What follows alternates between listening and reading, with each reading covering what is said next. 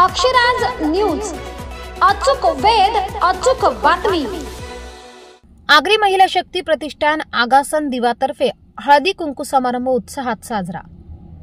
26 जानेवारी 2025 रोजी सायंकाळी 4 वाजता आगरी महिला शक्ती प्रतिष्ठान आगासन दिवाच्या वतीने काल हळदी कुंकू समारंभाचे आयोजन करण्यात आले होते।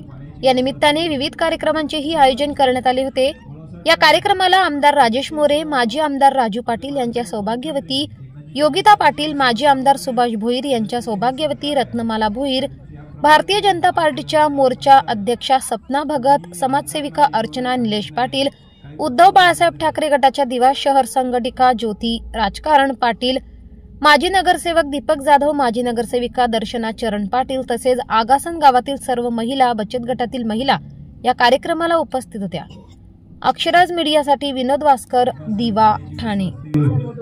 सर्वच मला असं वाटतं इतकेच आपले महाराष्ट्राचे उपमुख्यमंत्री